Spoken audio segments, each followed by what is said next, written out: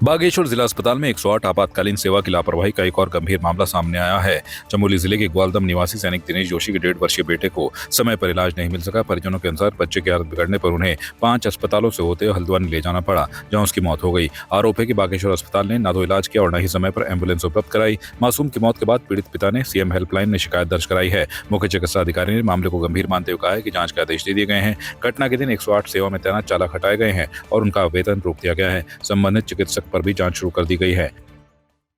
देखिए, ये मेरे संज्ञान में है बात, और मैंने 108 के उन कर्मचारियों को पर कठोर कार्रवाई करने का फैसला ले लिया है और इनके वेतन भी रोक दिए जाएंगे।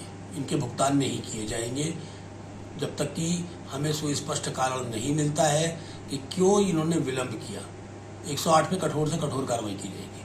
मैंने 108 का जो यहाँ मैनेजर है उसको बुला रखा है और वो पूरा सुस्पष्ट स्पष्टीकरण देगा इस बारे में कि आखिर कहाँ पे विलंब हुआ और क्यों विलंब हुआ, और अगर विलंब हुआ तो उसकी जगह दूसरा सब्स्टिट्यूट क्या था उनके पास, उन्होंने दूसरा वैकल्पिक व्यवस्था क्या बना रखी थी कि अगर ये गाड़ी खराब हो जाती है, कोई बात है, तो दूसरी गाड़ी क्यों नहीं तैयार थी। इतना समय नहीं लगना चाहिए, ये बहुत गलत है और मैं इस पर कठोर से कठोर कार्रवाई करूँगा। देखिए, मैं उन डॉक्टर को भी बुलाऊंगा और कोशिश करूंगा कि मेरी उस महिला के पति से वार्ता हो जाए, क्योंकि उसके पति का ही आरोप है कि डॉक्टर ने इस तरह से बोला है।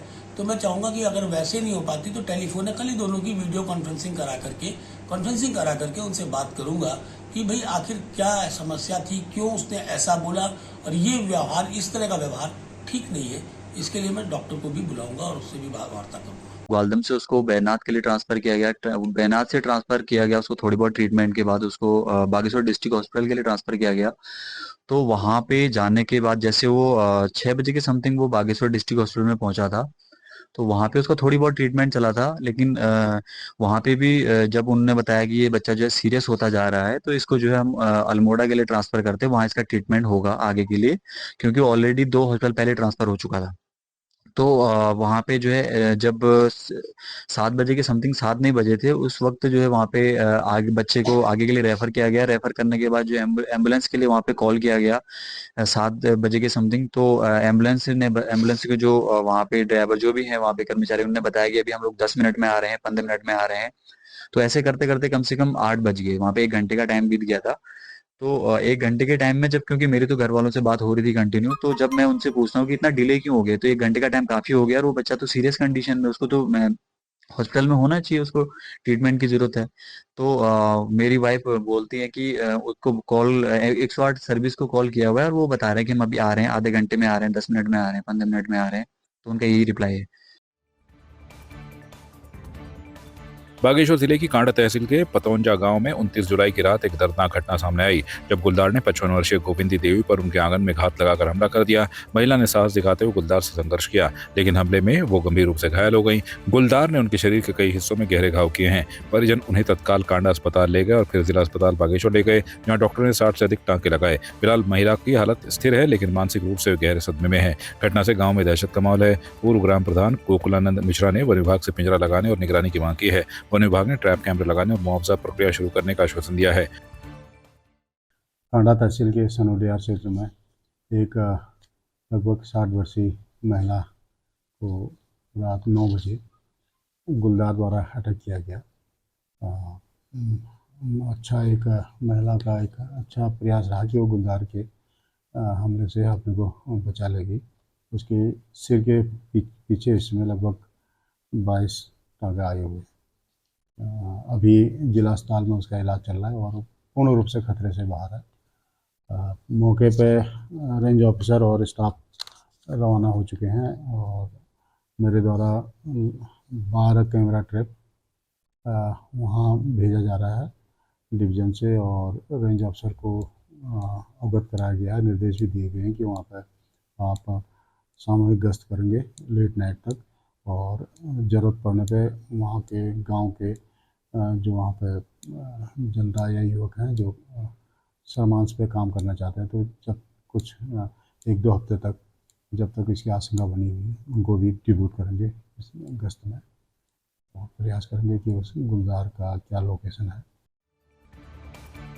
मसूरी नगर पालिका परिषद के सभागार में पालिका अध्यक्ष मीरा सकलानी की अध्यक्षता में स्वतंत्रता दिवस तैयारियों को लेकर बैठक आयोजित की गई। बैठक में निर्णय लिया गया कि इस वर्ष 15 अगस्त का पर्व पूरे जोश और उत्साह के साथ मनाया जाएगा। मुख्य समारोह में कैबिनेट मंत्री गणेश जोशी सुबह 11 बजे राष्ट्रीय ध्वज फहराएंगे। इसके बाद स्कूली बच्चों और स्थानीय कलाकार सांस्कृतिक कार्यक्रम प्रस्तुत करेंगे। समारोह की पूर्व संध्या पर क्रॉस कंट्री रेस का आयोजन भी होगा।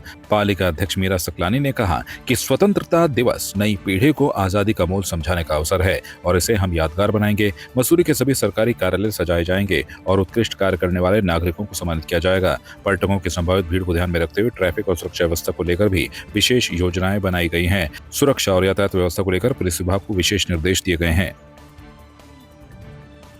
देखिए, आज पूरे शहर के जो हमारे जितने भी इंस्टीट्यूट हैं, चाहे वो शैक्षणिक संस्थाएं हैं, चाहे वो होटल एसोसिएशन है, चाहे वो ट्रेडर्स है, या चाहे वो राजनीतिक पार्टियां हैं, सभी की एक सामूहिक बैठक यहाँ पे आयोजित की गई है, जिसमें हमारा जो स्वतंत्रता दिवस का जो कार्यक्रम है, उस कार्यक्रम को भव्य और व्यवस्थित तरीके से यहाँ पे कैसे किया जा सकता है, इसकी पूरी रूपरेखा तैयार की गई है।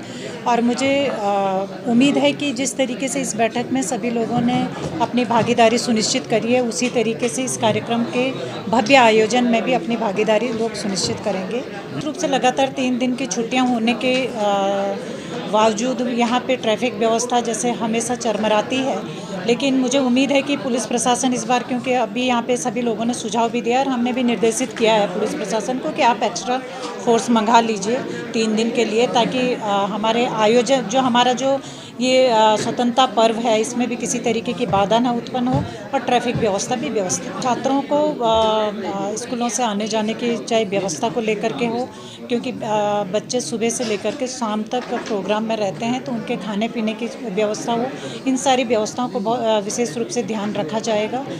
पुलिस चाक चौबंद रहेगी, उनके पानी पेयजल की व्यवस्था रहेगी, हमारी फायर ब्रिगेड भी बिल्कुल बच्चों के साथ रहेगी, तो बच्चों को किसी भी तरीके की कोई असुविधा नहीं होगी। आपकी इस पर क्या राय है, हमें कमेंट कर जरूर बताएं। इसके साथ ही आप हमारे YouTube चैनल को सब्सक्राइब कीजिए। आप हमें Facebook, Instagram, Twitter पर फॉलो भी कर सकते हैं और संवाद 365 के साथ एक क्लिक में जुड़ने के लिए डाउनलोड कीजिए संवाद 365 ऐप।